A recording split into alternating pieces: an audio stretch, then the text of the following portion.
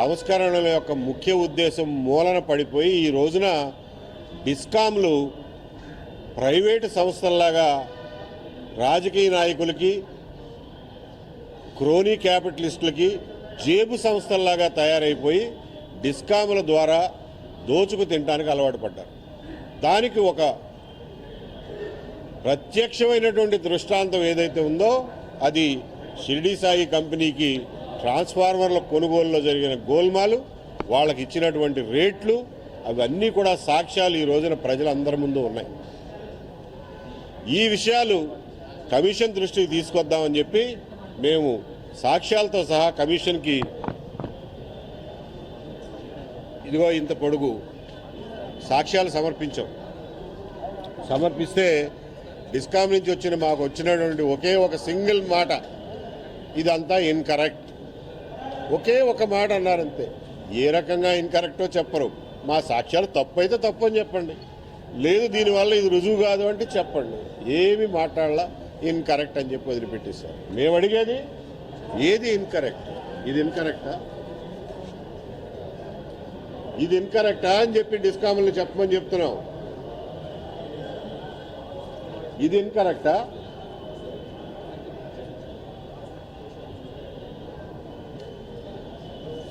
ఇది ఇన్కరెక్టా,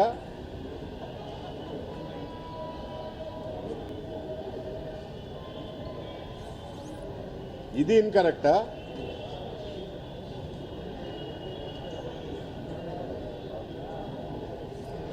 ఇది ఇన్కరెక్టా.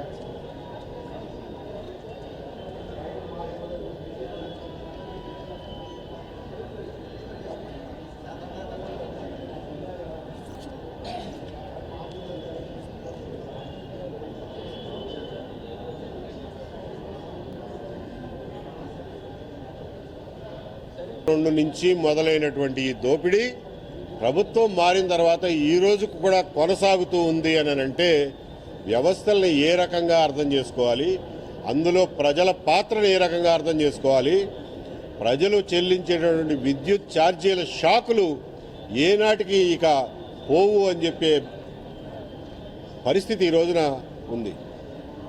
ఈ రకంగా దోపిడీ జరుగుతూ ఉంటే మనకు విద్యుత్ ఛార్జీలు తగ్గటం కాదు సరికదా, ఇది ఇంకా పెరుగుతూ ఉండమే తప్ప తగ్గే పరిస్థితి ఉండదు. ఈ రోజున కేవలం దృష్టి మరల్చడం కోసం ఒక 4,000 కోట్లు, 5,000 కోట్లు, 10,000 కోట్లు గవర్నమెంట్ నుంచి కడతాము, మీకు ఛార్జీలు పెంచము అని అంటున్నారు. ఇప్పుడు ఆ 10-12,000 కోట్లు కూడా ప్రజల సొమ్మే కదా అని చెప్పి మేము అనేది. మిత్రులారా, ముఖ్యంగా ఈ రాష్ట్రంలో కానీ ఎక్కడైనా కానీ ప్రతి ఓటరు విద్యుత్ వినియోగదారుడే, ప్రతి విద్యుత్ వినియోగదారుడు ఓటరే. విద్యుత్ వినియోగదారులకి ఓటర్లకి అవినాభావ సంబంధం. ప్రతి ఓటరు మందు తాగకపోవచ్చు, ప్రతి ఓటరు ఆర్టీసీ బస్సు ఎక్కకపోవచ్చు, కానీ ప్రతి ఓటరు విద్యుత్ వినియోగదారుడే. కాబట్టి విద్యుత్ వినియోగం విషయంలో, విద్యుత్ సంస్థలను నడిపే విషయంలో జరిగే అవకతవకల భారం మొత్తం ప్రజానీకం సమస్తం మీద పడుతుంది తప్ప ఇందులో నుంచి ఎవరో తప్పించుకోవడానికి వీల్లేదు. కాబట్టి ఈ రోజున ఇంకొక విషయం చెప్తున్నారు. ఇవాళ ఈ డిస్కాములు 3 కలిపి మాకు 15,000 కోట్ల లోటు బడ్జెట్ ఉంది, దానికోసం రేట్లు పెంచుతాము. సరే, ఇళ్ల మీద రేట్లు పెంచం కానీ కమర్షియల్ ఏరియాల మీద రేట్లు పెంచి మా లోటు బడ్జెట్ను పూరించుకుంటామని అంటున్నారు. కమర్షియల్ రేట్లు పెంచితే ఏమైపోవాలి, అసలు వ్యాపారాలు ఏమైపోవాలి, అందులో పనిచేసే వాళ్ళు ఏమైపోవాలి, బట్టల కొట్లు, హోటళ్ళు, సినిమా హాళ్ళు, రెస్టారెంట్లు, చిన్న చిన్న షాపులు, వెల్డింగ్ షాపులు, వీళ్ళందరూ ఏమైపోవాలి? వాళ్ళందరూ ఇవాళకే 14 రూపాయలు యూనిట్కి కడుతున్నారు. దాన్ని ఇంకా ఎంత పెంచి వాళ్ళని ఇంకా పూర్తిగా మూతపడేస్తారా అని చెప్పి అడుగుతున్నారు. అలాగే ఇవాళ ఆంధ్రప్రదేశ్లో పరిశ్రమలకి దాదాపు 10 రూపాయలు యూనిట్ ఛార్జీలు గిట్టుబాటు అవుతున్నాయి. వీళ్ళు వేసే సర్ఛార్జీలు, ఎఫ్ఈపీసీఐలు అన్నీ కలిపి, ట్రూ అప్ ఛార్జీలు అన్నీ కలిపి ఇంకా ఎంత భారం మోపి ఈ ఉన్న పరిశ్రమలను కూడా మూయించేస్తారో అని చెప్పి అడుగుతున్నాం. ఉన్న పరిశ్రమలను మూయించి మీరు బయట నుంచి ఎక్కడి నుంచో పరిశ్రమలు తీసుకొస్తే నెట్ ఏంటి ఉపయోగం ఆంధ్రప్రదేశ్ ప్రజలకి?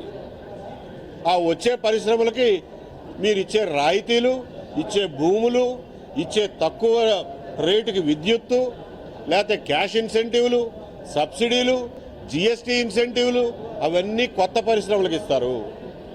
ఉన్న పరిశ్రమలేమో జిఎస్టీలు కట్టలేక, ఈ కరెంటు ఛార్జీలు కట్టలేక, కరెంటు ఛార్జీలతో పాటు ఆ అవినీతిని భరించలేక ఉన్న పరిశ్రమలు మూతపడే పరిస్థితికి తీసుకొస్తున్నారు. ఇవాళ దాదాపు 10 మంది సప్లయర్స్ ఉన్నటువంటి ట్రాన్స్ఫార్మర్లు, కేవలం అది ఎగ్జాంపుల్గా చెప్తున్నా,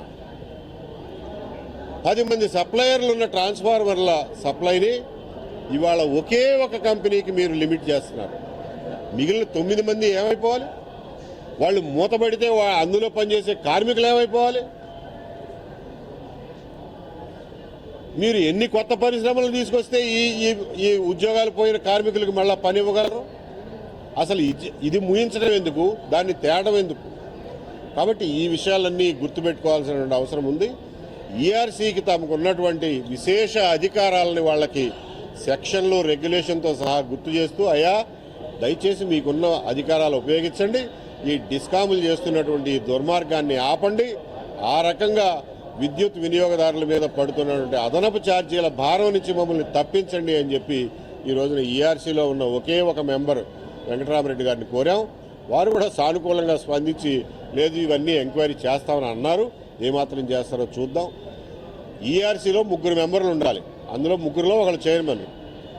గత చైర్మన్ గారు ఎప్పుడు రిటైర్ అవుతారో, ఎప్పుడు ఆయన టైం అయిపోతుందో గవర్నమెంట్కి తెలుసు.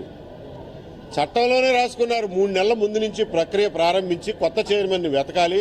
దానికి ఒక కమిటీ ఉంటుంది. ఒక హైకోర్టు జడ్జి గారు, చీఫ్ సెక్రటరీ గారు, ఇంకొకళ్ళు 3 సెంట్రల్ ఎలక్ట్రిసిటీ కమిషన్ చైర్మన్, ఇలా 3తోటి కమిటీ కొత్త చైర్మన్ని, మెంబర్లని ఎంపిక చేయాలి. ఆ పని ఇంతవరకు ముట్టుకోలే. ఇప్పుడు 5-6 నెలల నుంచి చైర్మన్లు లేని పరిస్థితి. అంతకు ముందుటున్న ఆయన కూడా చాలా రోజులు సెలవు పెట్టున్నారు. అటువంటి పరిస్థితుల్లో 3 ఉండాల్సిన చోట ఒక్క మనిషితోటి ఈఆర్సీ ఏం ఫంక్షన్ చేస్తుంది అని చెప్పి ఆయన దృష్టికి తీసుకొచ్చాం. ఆయన నా చేతనైనంత వరకు చేస్తానని అన్నాడు. ఒక రకంగా చెప్పాలంటే సంస్కరణల పేరిట అవినీతిని వికేంద్రీకరించాను తప్ప ఇంకొకటి ఏమీ కాదు.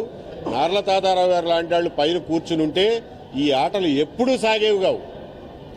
ఇట్లా ఒక్క షిరిడీ సాయి కంపెనీకి 82,000 ట్రాన్స్ఫార్మర్లు మీరు ఆర్డర్ ఇచ్చి మిగిలిన కంపెనీలని మూతపడేలాగా చేస్తున్నామంటే నార్ల తాతారావు గారు లాంటి మనిషి అయితే పొరపాటును కూడా దాన్ని జరగనిచ్చేవాడు కాదు. కాబట్టి ఈ రోజున సంస్కరణల పేరిట మనం వికేంద్రీకరించి అక్కడొక ఆఫీసర్ని, ఇక్కడొక ఆఫీసర్ని సంతకం పెట్టు లేకపోతే రేపు పొద్దునకల్లా ట్రాన్స్ఫర్ చేస్తామని బెదిరించి ఈ పనులన్నీ చేసే అవకాశం ఎలక్ట్రిసిటీ బోర్డు ఉంటే జరిగేది కాదు. కాబట్టి సంస్కరణల ద్వారా మనం లాభపడ్డామా, నష్టపడ్డామా, అవినీతి పెరిగిందా, తగ్గిందా అని చెప్పి ఈ రోజున ప్రజలు చర్చించాల్సినటువంటి అవసరం ఉంది. ఎలక్ట్రిసిటీ మీద ఎప్పుడు ముఖ్యంగా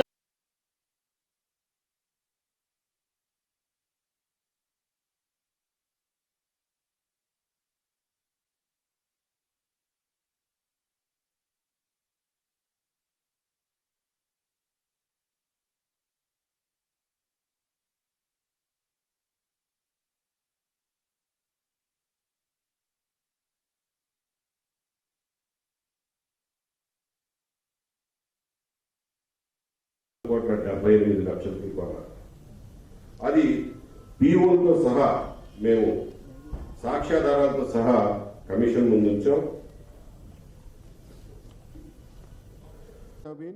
that disallow the expenditure. మీరు ఫిబ్రవరి 2025 తర్వాత మీరు ఇప్పుడు రిఫర్ చేసిన